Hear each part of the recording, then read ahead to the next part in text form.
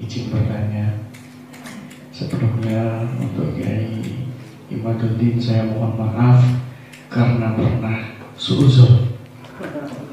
Sekali lagi saya mohon maaf pernah suuzon karena saya ini sering jelajah di dunia medsos, dan saya tahu dari kecil itu bahwasanya Habib itu ya keturunan Nabi.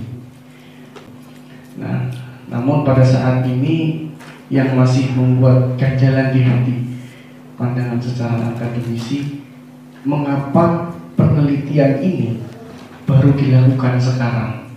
Kenapa tidak dari dulu sehingga semua warga Nahdien itu lebih mengetahuinya sejak dini?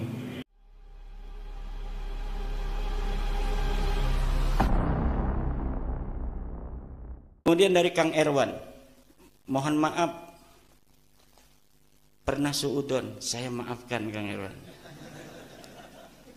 Dan saya itu sudah komitmen tidak akan marah pada siapapun mencaci saya, termasuk pada habaib. Tidak ada itu nanti saya tuntut mereka itu. Orang saya aja kalau digituin marah nih. Saya aja kalau misalnya saya ini Habib nih, ada misalnya Imaduddin misalnya itu muncul, saya marah juga. Sebelum nanti saya sadar, dan saya doakan mudah-mudahan habaib semuanya sadar juga bahwa ini kita ini bukan benci. Kalau benci dari dulu saya tidak mengisbat Ba'lawi. Kitab saya sudah mengisbat Ba'lawi 2018 sebelum penelitian, itu membuktikan bahwa saya tidak karena kebencian. Nah, ketika saya membaca, meneliti, menelusuri, ada kesimpulan lain, wajib saya harus menyampaikan. La yajuzu lil alimi kitmanu ilmihi fi hadzal bab. Tidak boleh kita menyembunyikan ilmu. Makanya saya sudah memaafkan. Termasuk pada yang ngancam segala saya maafkan. Ini adalah konsekuensi. Kalau kita tidak memaafkan berarti kita dari hawa nafsu. Udah jelas sesuatu yang akan kita bawa ini akan banyak menolak, akan banyak yang mengumpat, akan banyak yang mencela. Kok kitanya tidak siap untuk dicela? Bahkan akan menuntut orang mencela. Dia mah tidak salah, mencela itu karena kamu membawa sesuatu yang berbeda.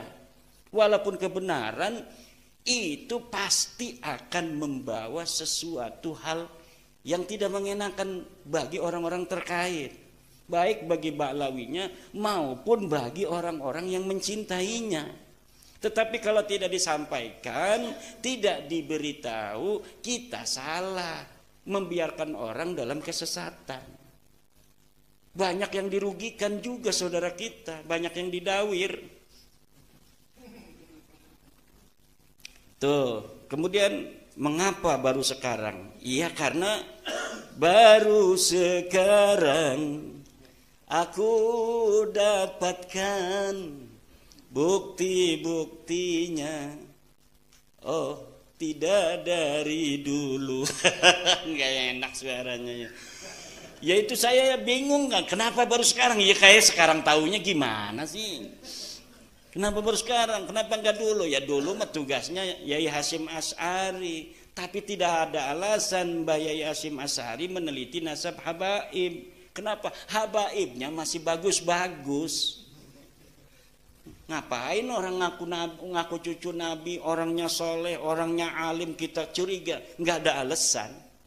Lah kalau sekarang kita ada orang ngaku cucu Nabi, susah caci maki, tidak seperti Rasul. Ngaku cucu Nabi suka ngerampas akuarium orang. Ngaku cucu Nabi minta istri orang. Ngaku cucu Nabi flexing, nggak malu-malu. Ngaku cucu Nabi menampakkan kemewahan duniawi. Ngaku cucu Nabi joget-joget melulu, hayya hayya. Udah itu tidak sah jadi wali nikahnya, kata saya itu seluruh habaib tidak sah jadi wali nikah. Jadi saksi nikah, kecuali ada kiai yang lain duduk 2 orang. Kalau cuma habaib 2 orang tidak sah itu nikah. Kenapa? Ya karena nggak ada muru'ah. Syaratnya seorang saksi itu harus muru'ah. Muru'ah itu diantaranya hilang kalau dia suka main catur. main catur tiap hari dari jam 2 sampai habis maghrib. Wis adzan gue terus bae durung liren mah. Kecuali sudah kemakan itu rajanya mati baru yuk salat dulu katanya. Walaupun tukang salat kalau suka main catur, tidak ada yang lain saksi nikah, cuma dia yang suka main catur itu berdua enggak sah itu. Kenapa? Sartul saksi itu salah satunya harus sohibul muru'ah. Yang kedua tukang joget itu orang yang tidak punya muru'ah.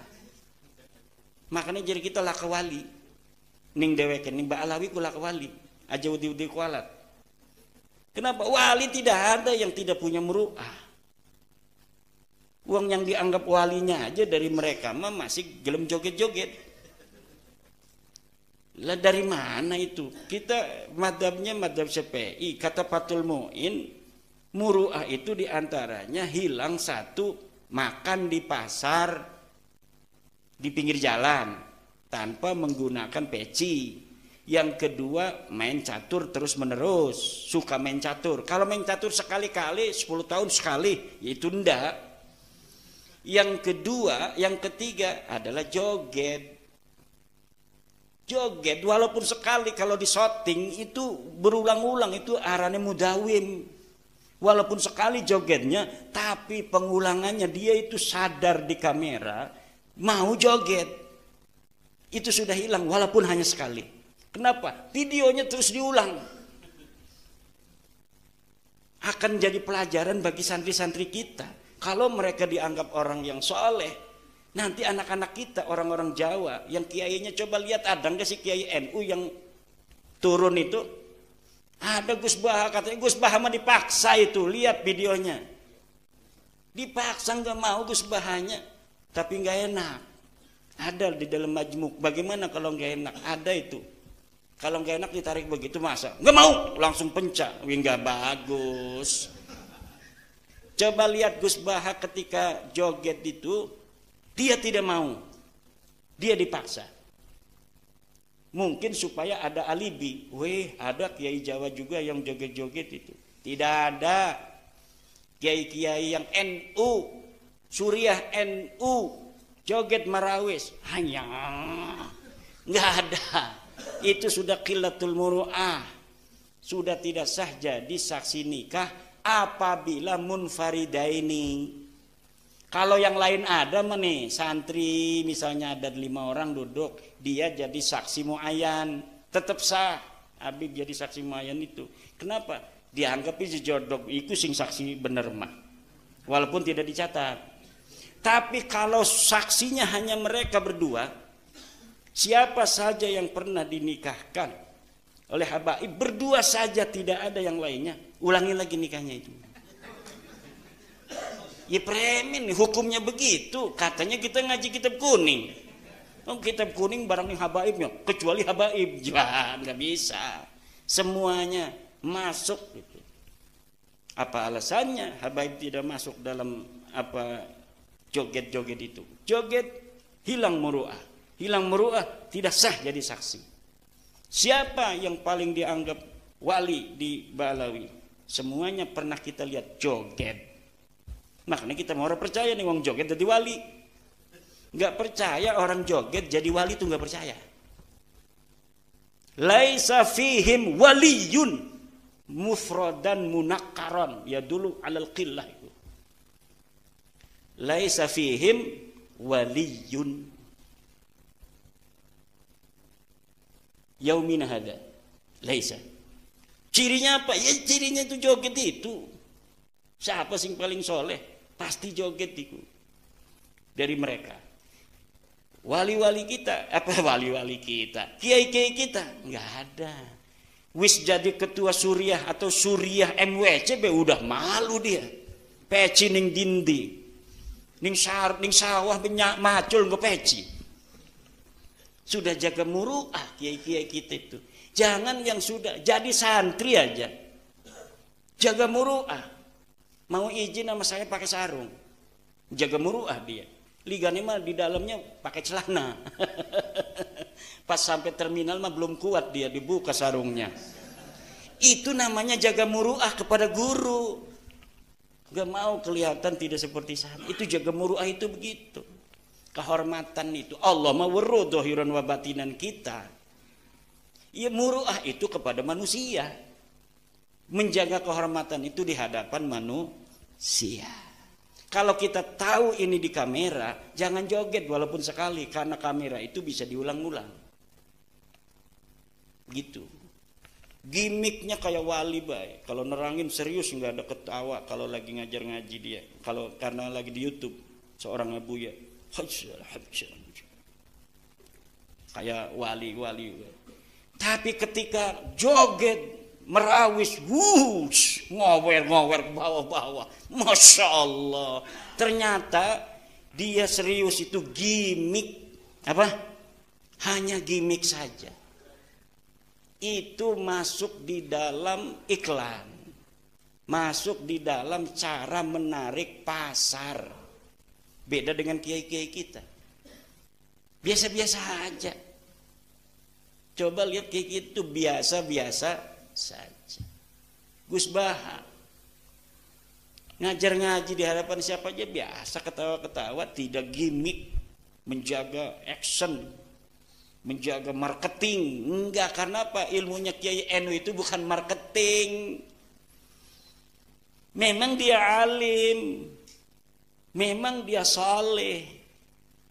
Begitu di hadapan orang, begitu juga ketika tidak di hadapan orang. Tapi sekarang ini ada abuya-abuyaan, marketing ansih, gimmick saja dia bergaya begitu. Lagi ceramah, pakaian ulama. Ya, tapi ketika jalan-jalan nggak pakai peci. Lah orang maksupur ra'si itu apa hukumnya jatuhnya? Aqrabu ilal fisqi.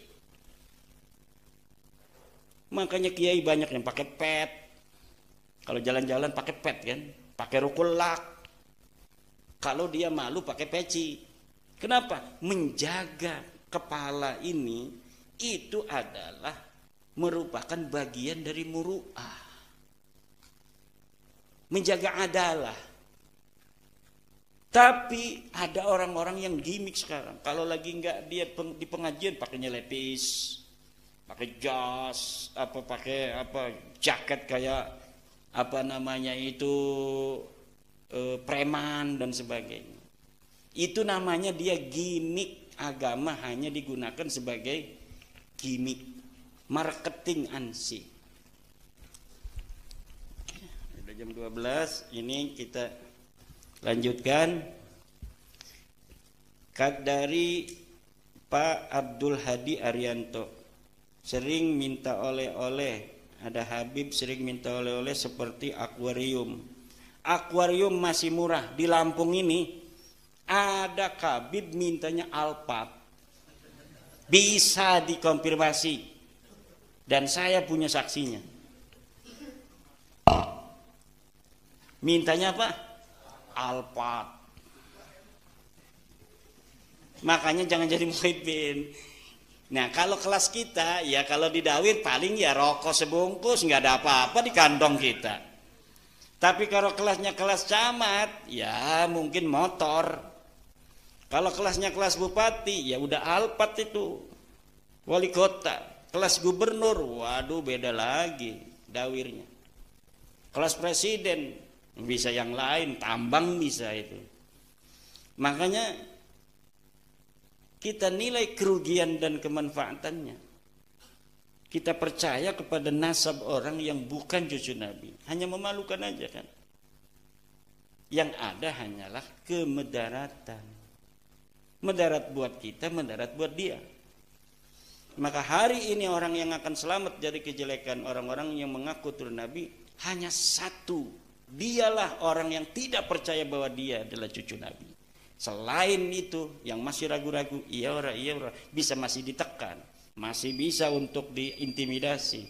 Kamu nggak percaya, kamu akan masuk neraka.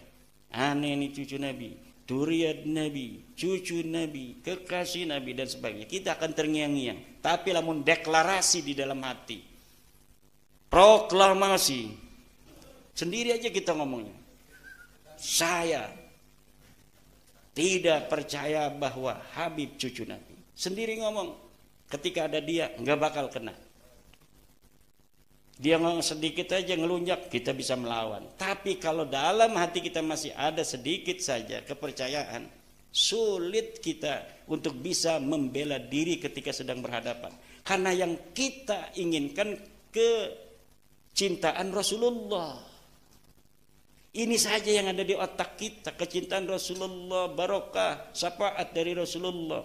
Sementara sebenarnya orang itu hanya menggunakan nama Rasul untuk kepentingan dia. Itu saja yang terjadi.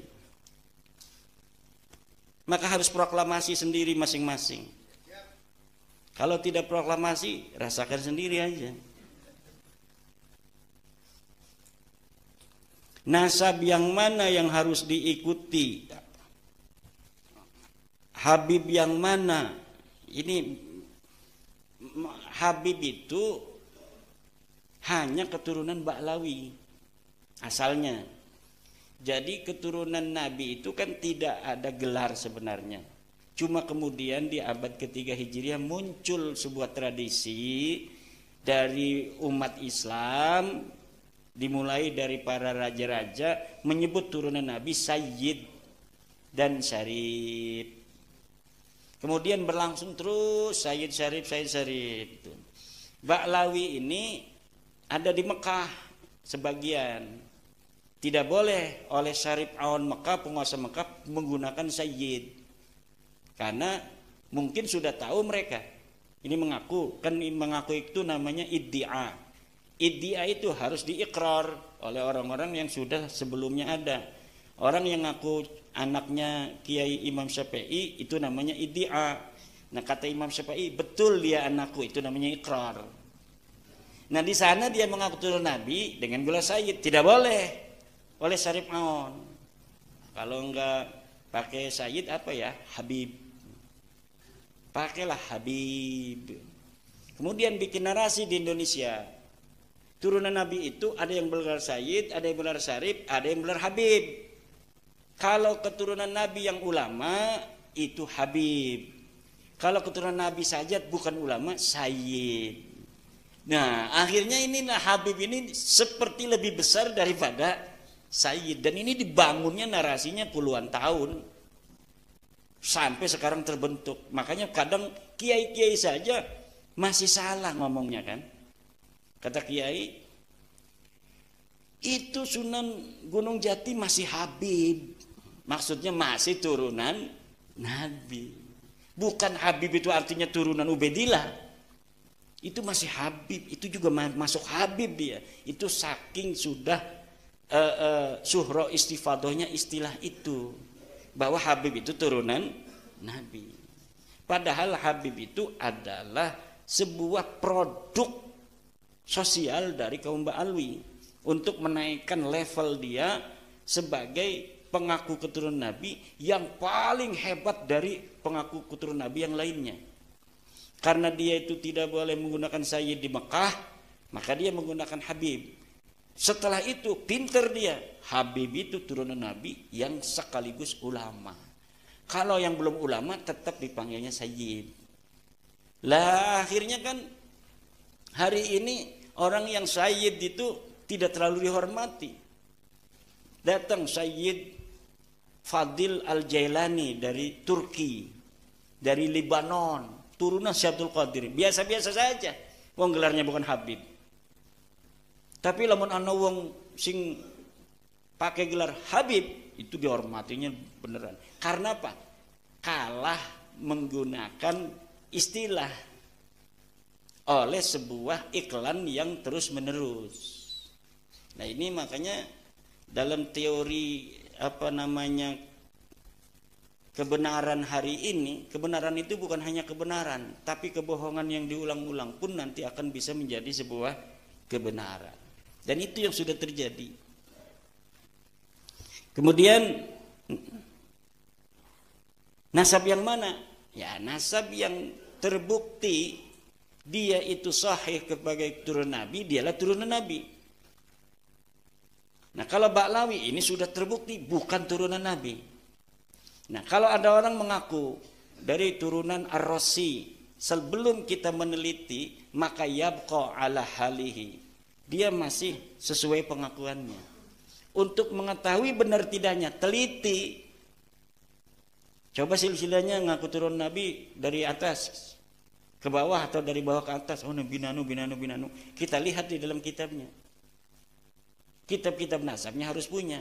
Kalau kita nggak mau, biarkan aja kita dalam pengakuannya itu. Hormati saja dia sebagai mana pengakuannya. Itu. Jadi hari ini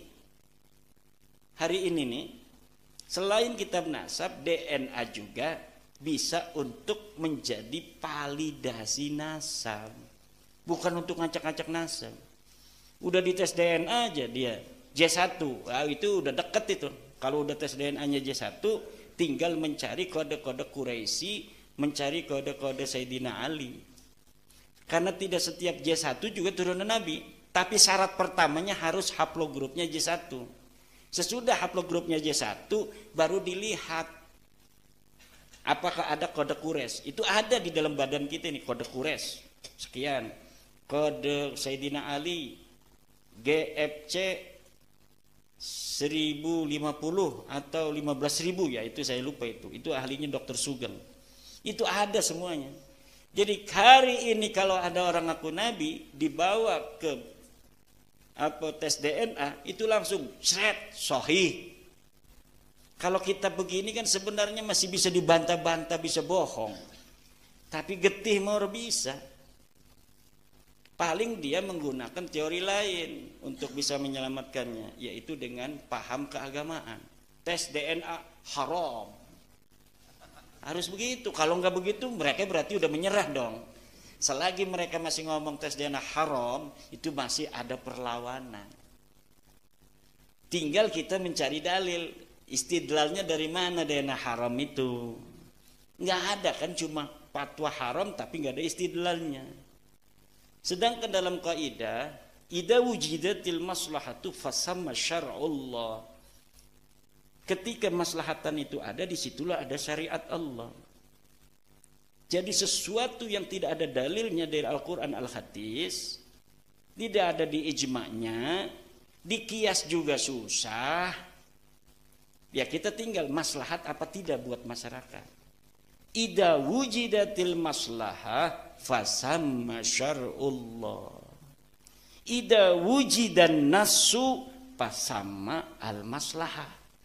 Kalau nas itu ada, disitulah ada kemaslahatan. Nas sudah ada di Al-Quran. Walaupun tidak sesuai dengan akal kita, pasti di situ ada kemaslahatan. Tapi untuk sesuatu yang tanpa ada nas, itu yang dilihat adalah maslahat apa tidak.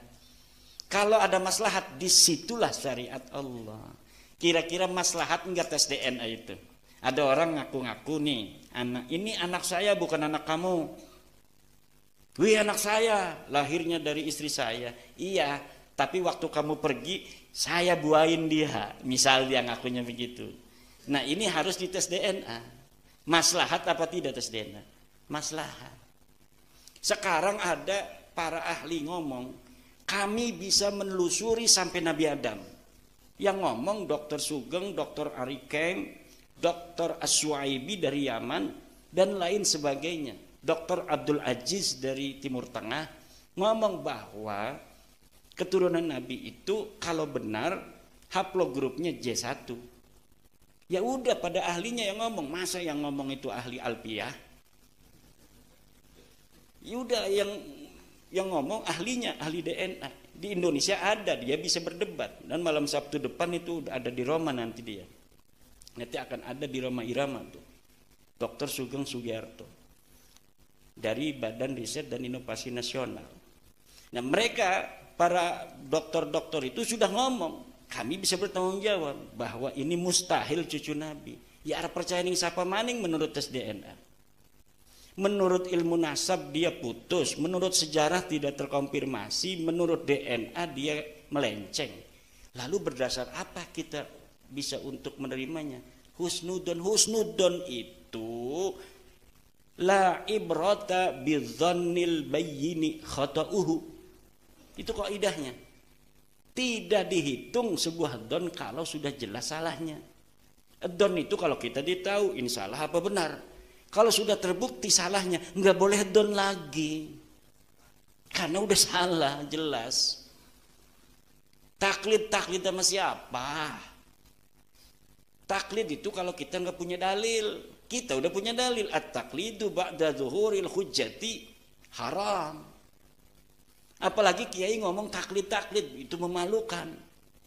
Coba bagaimana zamut taklid itu di dalam Al-Quran, di dalam Al-Hadis, di dalam Ihya Ulumuddin. Bagaimana Imam Ghazali itu mencela taklid bagi orang yang sudah bisa baca kitab kuning, seorang alim, seorang ulama. Nggak boleh taklid, dia harus istidlal. Sesuatu yang dimungkinkan hanya dengan baca. Dimungkinkan sesuatu dengan muqabalah 2 kitab. Kalau misalnya kurang 3 kitab, 4 kitab, kemudian kita ambil ini mana yang paling sahih dari beberapa kitab. Itu caranya bagi orang alim. Orang alim kok ngaji suwe-suwe 15 tahun orang balik-balik mondok, barang ditakoni masalah Ba'lawi taklid.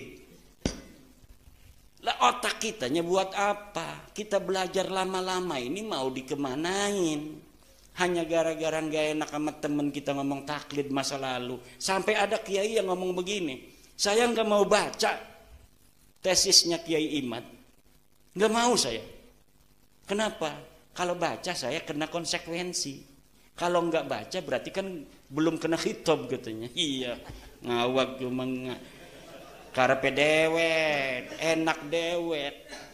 Dia gak mau kena khitab dimarahi Allah. Dengan cara kalau ada kitab saya lari dia. Enggak mau baca. Karena kalau sudah baca, bagi orang yang punya akal, dia bisa untuk memahami, kemudian dia berfatwa tidak sesuai dengan pemahamannya, itu hukumnya haram. Makanya daripada haram gitu kan, lebih baik saya nggak baca katanya. Saya mah taklid aja di masa lalu. Saya tanya taklidnya sama siapa? Mbah Hasim. Mana kalimat Mbah Hasim yang mengisbat Ba'lawi? Tidak ada. Itu lafaz sayyid di dalam Qanun Asasi. Lafaz sayyid itu al kalimatul lati la yuqsadu bihal isbatu laisat isbatan. Itu kaidah di dalam ilmu nasab. Baca kitab Rasail fi ilmil ansab, baca kitab Muqaddimah fi ilmil nasab, bahwa kalimat yang tidak ditujukan untuk mengisbat laisat isbatan. Dia bukan isbat. Li annal isbata yahtaju ila dalilin kama anna nafya yahtaju ila dalilin. Isbat itu membutuhkan dalil, seperti menafikan juga butuh pada dalil. Saya menafikan ada dalilnya, banyak ratusan dalil kalau diurut. Sekarang Ba'lawi ini mengatakan dirinya cucu Nabi, itu yahtaju ila dalil. Sekarang mana dalilnya? Ini dalilnya. Ini yang meruntuhkan, ini lagi dalilnya, ini yang meruntuhkan, ini lagi. Wis dasar kamu mah hasud, iri, dengki. Ya susah kalau udah begitu. Ayo silakan ada dalil, kita punya daf'ud dalilnya. Ini dalil ini ada daf'ud dalilnya. Ini dalil ini ada daf'ul dalilnya. Makanya kita kirimi surat pada Rabita Alawiyah, sampai sekarang nggak mau. Kata saya sama manajemen Bang Haji Roma Irama, nanti Rabita Alawiyah diundang. Langsung diundang pakai kertas. Saya mah diundang manajemen Bang Haji Roma Irama hanya SMS. Siap. Tapi Rabita Alawiyah dikirimi surat dan sudah tidak mau diundang sama Bang Haji Roma Irama. Enggak mau dia. Saya sudah datang ke Pasuruan, diundang oleh Ki Ali Badri, katanya mau dipertemukan sama Topik Segap untuk bicara nasab. Saya datang ke Pasuruan ke rumahnya Ki Ali Badri, nggak mau tuh Topik Segap. Tapi framing makan beda. Wih, nggak mau datang ke Banten, ya di Bantennya karena saya sudah tahu SMS-nya Topik Segap atau dari perwakilannya yang mengatakan kami Rabita Alawiyah tidak akan datang dan tidak akan mengirimkan wakil. Ya sudah, kalau tidak mau datang, tidak ngirimin wakil atas nama Rabita, buat apa saya debat dengan orang itu? Tapi tadinya mah karena Kiai ini penganten, kata panitianya. Kalau nggak ada kiai gimana? Ada keinginan saya untuk datang. Kasihan kan orang udah modal-modal itu. Akhirnya banyak yang SMS, banyak yang kirim surat. Jangan datang. Ini hasil istikharah Jawa Timur, kata Said Zulfikar. Tidak boleh datang. Akhirnya saya tidak datang. Framing, al-kaburi. Pangeran maweruh. Yang kabur siapa? Ya kalau misalnya ada tuh yang berteriak-teriak kemarin muhdor tanggul. Saya sudah tantang. Kalau misalnya merasa punya dalil, kapan waktunya kita berdiskusi? Atau siapa saja? Rizik Syihab. Kalau merasa punya dalil, silahkan tentukan waktunya kapan kita berdalil, kapan kita berdiskusi. Hari Bahar Semit mau mancing mah. Bikin kitab judulnya aja salah. Judulnya aja udah salah menurut ilmu nahwu, ya bagaimana isinya? Jangan-jangan nanti bacanya dari kiri ke kanan, seret. Saya kalah pasti kalau kitabnya dari kiri ke kanan itu. Kemudian dari Kang Samsurijal, latar belakang apa? Itu latar belakang sudah sering itu tadi itu ya. Tapi mereka bikin framing, katanya latar belakangnya itu karena mau kawin sama Syarifah. Syarifahnya menolak atau tidak boleh. Syarifah siapa? Istri saya tuh namanya Mahbubah Musyrifah, bukan Syarifah. Ikut orangnya juga tuh.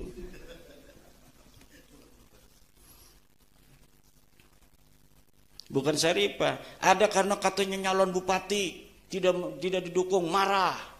Ini nyalon bupati mah pakai partai, bukan pakai kabib. Partainya diborong, takut calonnya dulu tuh ngelawan saya. Yang nggak bisa nyalon kalau calonnya partainya diborong sama calon satunya. Dia lawan bumbung kosong. Begitu. Ada lagi katanya pengen jadi MUI. Sekarang ada lagi nih yang baru, ternyata dia pengen jadi ketua MUI, kemudian marah sama Habib. Lah urusannya Habib sama MUI apa? Nggak masuk akal semua itu. Jadi latar belakang itu yaitu kita penasaran akhlak begitu ngaku cucu Nabi. Tidak sesuai dengan ajaran Nabi, ngaku cucu Nabi, itu aja. Sebelumnya itu kan tidak terlalu muncul tuh orang-orang model-model begitu itu. Lama-lama penasaran juga. Kemudian apakah ada pihak ketiga ketika mereka mengaku sebagai keturunan Nabi itu? Saya tidak mendeteksi itu. Yang saya deteksi memang mereka sengaja untuk mencari leluhur mereka. Mereka ini tidak tahu leluhur mereka siapa. Yang tahunya mereka leluhurnya namanya Ubaid bin Isa bin Alwi. Begitu. Nah, ketika ada seorang ulama besar namanya Jadid, di situ ada Abdullah bin Ahmad bin Isa, kan ada mirip tuh. Ada Abdullah bin Ahmad bin Isa. Oh, Abdullah kayak Ubaid. Kan dia Ubaid ya, bin Isa. Ini ada Abdullah bin Ahmad bin Isa. Nah, ini mirip, dia kemudian ngaku ke situ silsilahnya. Abdullah bin Ahmad bin Isa bin Muhammad An-Naqib bin Ali Al-Uraidi. Sekarangnya mereka Alwi bin Ubaid bin Ahmad bin Isa bin Muhammad An-Naqib. Sebelumnya bukan itu. Sebelumnya itu ngaku ke Bani Ahdal dulu. Ubaid bin Isa bin Alwi bin Himham bin Aon bin Musa Al-Kadim. Karena kemudian mereka tahu Musa Al-Kadim tidak punya anak Aon, tertolak oleh kitab-kitab nasab seperti Tahdhibul Ansab, mereka lebih pintar daripada yang dicangkok. Yang dicangkok sampai sekarang tertolak tuh.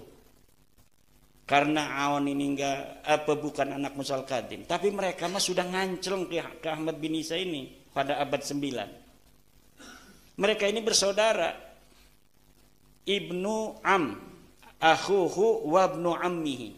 Kata Rumel kemarin dia bikin sebuah narasi. Ibnu Am itu Maksudnya kan yang jauh juga Ibnu Am. Ya kita ini semuanya Ibnu Am dari Nabi Adam, Qabil, Habil, Nabi Sis. Tetapi sebuah ibarah itu kalau didahului oleh pendahuluan yang maknanya dekat, maka makna setelahnya itu adalah makna yang dekat dengan makna yang dekat itu. Apa itu maksudnya? Di situ ada qadima jadduhu Muhammad bin Sulaiman minal Iraq ilal Yaman. Huwa wa akhuhu wa ibnu ammihi. Itulah adalah akhuhu wa ibnu ammihi. Itu menandakan Ibnu Am ini adalah Ibnu Am yang dekat sekali karena di situ ada akhuhu. Jadi akhuhu ini adalah Bani Kudaimi, Bani Kudaimi dan Bani Hadalin bersaudara. Yang satunya adalah saudara sepupu, berarti satu kakek. Yang anehnya juga Bani Kudaimi pun silsilahnya sekarang yang disebut saudara sakik itu berbeda semua tiga orang ini. Bani Kudaimi sendiri nyari silsilah, Bani Ahdal sendiri nyari silsilah, ini Ba'alawi nyari sendiri silsilah, semuanya berbeda. Orang yang bersaudara kemudian berbeda. Itu saya bisa memahami dari peristiwa Cirebon tentang nasab Sunan Gunung Jati. Wah, masa lalu berulang kembali kata saya. Kita udah musyawarah di Cirebon bahwa Sunan Gunung Jati ke Musa Al-Kadim. Ada yang di Banten itu yang masih Ba'lawi. Nggak mau, kalau kita mah tetap ke Ubedillah. Jadi satu silsilah, satu kakek namanya Sunan Gunung Jati, yang satu menulisnya ke Musa Al-Kadim, yang satu nulisnya ke Ubed. Itu untuk mengkonfirmasi bahwa masa lalu itu seperti itu kejadiannya. Jadi saya katakan hari ini apa yang terjadi ini adalah pengulangan dari masa lalu. Makam palsu. Katanya Ubed dimakamkan di Yaman. Ahmad bin Isa hijrah ke Yaman. Mana buktinya? Buktinya adanya makam. Kata saya makam itu palsu. Kemudian muncullah makam Sumodiningrat, makam palsu. Seperti itulah dulu mereka mengisbat makam itu. Ini dapat Allah semua.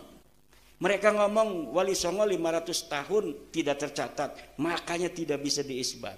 Setelah diteliti mereka 500 tahun lebih. Semuanya dibalas sama Allah. Semuanya itu.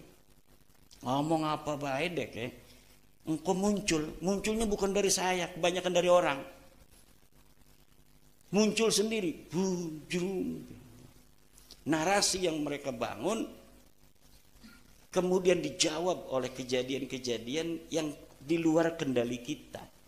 Ini menunjukkan bahwa memang semuanya sudah waktunya. Qad tabayyana rusdu minal ghai.